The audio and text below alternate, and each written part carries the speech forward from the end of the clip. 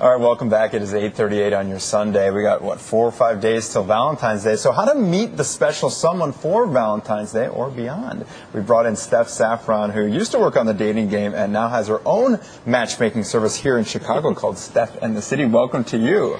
Nice to be here this morning. Okay, so we're talking about crunch time to find a date for Valentine's Day. What would you tell people who are still looking? Well, first of all, a lot of people stay on their cell phones way too long and aren't paying attention. When you smile, it definitely helps, open up that communication. So stop talking on your cell phone and actually take a look around and look at your surroundings to actually talk to people. So people smile. Buried their heads in their cell phone. They are buried in their technology. Not opening themselves up, really, to meet somebody. Absolutely. That's why people are running around them and stuff like that. And people really just need, again, to keep in mind that you're in a big city, you're commuting every day, there's opportunities to talk to people and just ask a simple question, or what I tell people is give a compliment. People are so used to people just walking down the street and complaining. When you give someone a compliment, it throws them because they're not expecting it, and it actually can start a conversation. So I could be like, love the dress, real good color for this week or something like that. That absolutely would make my day. Yeah. Absolutely. It's not that it's even to guys, I tell girls don't be intimidated by that. But also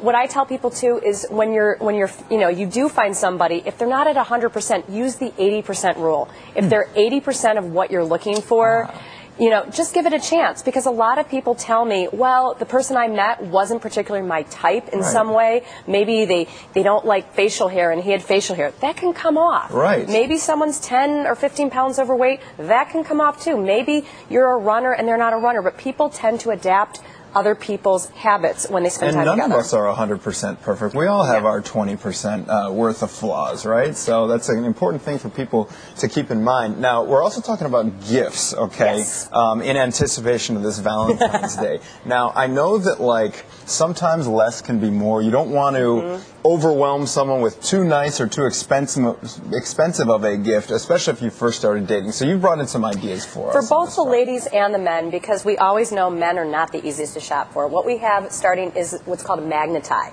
And the great thing about these ties is you don't have to mess with tie clips. If they spill, you can flip them around. And they're made out of silk, and they range in price between $25 to $50, and they're from a local vendor here in Chicago. So that's something that's definitely different and creative. We also we recommend going to Etsy.com, and Etsy.com has that perfect creative gift.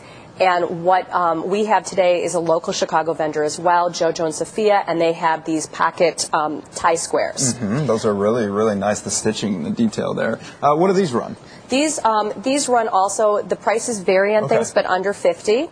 And you also can find ladies' jewelry as well that's reasonably priced. We also have what's called a man crate. So it has different items, whether they are for hiking, whether for eating. Well, now we have how you get to your man crate. This is how you get in. And everybody loves the website Red Envelope. What we have with Red Envelope, you can have a variety of gifts.